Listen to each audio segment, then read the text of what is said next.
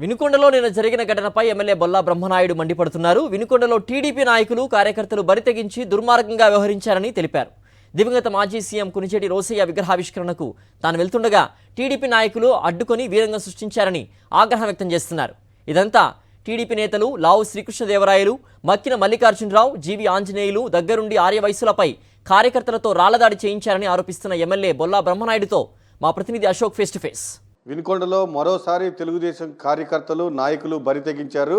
MLA Bolla Brahmanaidu ఒక విగ్రహావిష్కరణకి వెళ్తే అక్కడ రాళ్లు రువ్వారు, ఫ్లెక్సీలు పూర్తిగా చించేయడం జరిగింది. పోలీసుల పైన కూడా తెలుగుదేశం నాయకులు కార్యకర్తలు దాడి చేయడానికి ప్రయత్నం చేశారు. అసలు ఏం జరిగిందో మనతో వినుకొండ ఎమ్మెల్యే బొల్లా బ్రహ్మనాయుడు ఉన్నారు. ఆయన అడిగి తెలుసుకున్నాం. సార్, అసలు నిన్న ఏం జరిగింది, ఏంటి? రోసే గారి విగ్రహాన్ని ఆవిష్కరించుకోవాలి, అక్కడ ఆ కార్యక్రమంలో మాకు సహాయ సహకారాలు అందించండి ప్రభుత్వం తరపు నుంచి అని చెప్పడం జరిగింది. కంపల్సరీగా నా వంతు సహకరిస్తానని చెప్పాను. అక్కడ పూర్తిగా కాలువకట్ట సెంటర్లో రోసే గారి విగ్రహాన్ని ఏర్పాటు చేసుకున్నారు. ఏర్పాటు చేసుకొని ప్రారంభోత్సవానికి అందరూ వైశ్య ప్రముఖులందరూ, అన్ని వ్యాపార వర్గాల వారు, రోసే అభిమానులు అందరూ కలిసి అక్కడికి రావటం జరిగింది. మహిళలు కూడా వచ్చి భారీగా రోసే గారి విగ్రహానికి దండలేసి వాళ్ళందరూ కూడా ఆయనకి నివాళులు అర్పించడం, ఇవన్నీ జరిగినటువంటి కార్యక్రమంలో భాగంగా అటు నుంచి ఒక్కసారిగా తెలుగుదేశం వాళ్ళ పార్టీ ఎంపీ గారు కృష్ణదేవరాయలు, ఆంజనేయులు గారు, మల్లికార్జునరావు గారు ముగ్గురు ఒక్కసారిగా అక్కడికి వచ్చి వాళ్ళ కార్యకర్తల చేత రాళ్ళు లేపించడం జరిగింది. అసలు ఎందుకు రాళ్ళు వేస్తున్నారు? ఆ రాళ్ళు వేసిన కార్యక్రమంలో భాగంగా వైశ్యాసు మహిళలకి, ఆ నాగపద్మమ్మకి మెడకి కర్ర తీసుకుని కొట్టాన పరిస్థితి కనపడది. అదేవిధంగా నగేష్కి రాయేస్తే ఛాతీ అంతా కూడా ఇదైపోయింది. అదేవిధంగా ఇంకా వైశ్య ప్రముఖులకి చాలామందికి రాళ్ళు తగిలినాయి. ఎందుకంటే అక్కడ ఉందంతా వైశ్యులే ఉన్నారు, ఆర్య వయసులే అక్కడ ఉన్నారు కాబట్టి వాళ్ళకే ఎక్కువ రాళ్ళు తగిలిన మాట వాస్తవం. అయితే అసలు ఎందుకు రాళ్ళు వేస్తున్నారు, వాళ్ళు ఎందుకు ఇలా రోసే విగ్రహానికి అడ్డుకున్నారు? వాళ్ళకి అక్కడ దాకా అసలు అవకాశం లేదు ర్యాలీ. కావాలని రోసే గారి విగ్రహాన్ని అక్కడ ఆవిష్కరణ జరగకూడదని పూర్తి స్థాయిలో అడ్డుకోవాలని వచ్చినటువంటి ఎంపీ గారు, మాజీ శాసనసభ్యుడు ఆంజనేయులు గారు, ఇతను మల్లికార్జున అనే అతను, వీళ్ళు ఆ మూకుమ్మడిగా తెలుగుదేశం పార్టీ కార్యకర్తల చేత ఒక్కసారిగా దాడి చేపించారు. అసలు అక్కడ నుంచి రోసే గారి విగ్రహాన్ని పడగొట్టాలి అనే అభిప్రాయంతో వచ్చినటువంటి వాళ్ళు అసలు ఎందుకు అంతకుముందు మాట్లాడిన మాటలు వేరు. ఏంటి దుర్మార్గం?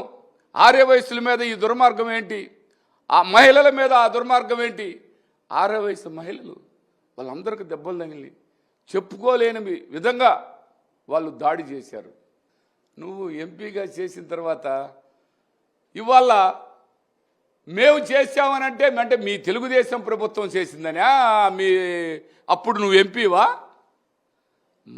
మా ప్రభుత్వంలో నువ్వు ఎంపీగా, మా నాయకులు, మా వైఎస్ఆర్ కాంగ్రెస్ పార్టీ వాళ్ళు నిన్ను ఎంపీగా చేశారు.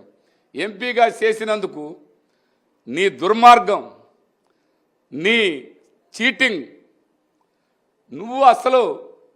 నువ్వంటూ రాజకీయ భిక్ష పెట్టింది, నీకంటూ రాజకీయం చేసింది జగన్మోహన్ రెడ్డి గారు నీకు ఆ అవకాశం కల్పించింది. మీరు ఇలాంటి పనులు ప్రజలను రెచ్చగొట్టి ప్రజల్ని భయభ్రాంతులకు గురి చేసి మీరేదో మేము సాధిస్తామనుకుంటే అది మీ పొరపాటు. ఇవాళ ఆర్య వయసులో అందరినీ నిన్న గుంటూరులో ఆ పని చేశారు. రోసే గారి విగ్రహాన్ని అక్కడ నిర్మాణం చేసుకునేదానికి వాళ్ళు ప్లాన్ చేస్తే ఇదే తెలుగుదేశం పార్టీ నాయకులందరూ వచ్చి అక్కడ గందరగోళం సృష్టించి కండవలు లేకుండా రవిడిల్లాగా వచ్చి అక్కడ రోసే గారి బొమ్మని అక్కడ ఆవిష్కరణ జరగకుండా, అక్కడ శంకుస్థాపన జరగకుండా చూశారు. ఇవాళ రోసే గారు ఆవిష్కరణ వాళ్ళకి తెలియకుండా ఇవన్నీ జరిగే వరకు ఇక్కడ పెట్టకుండా ఆ బొమ్మను తీసేయాలనే ఒక దుర్మార్గపు ఆలోచన. నువ్వు రోసే గారి విగ్రహాన్ని ధ్వంసం చేయమన్న దాంట్లో చంద్రబాబు నాయుడు గారి పాత్ర కూడా ఉంది.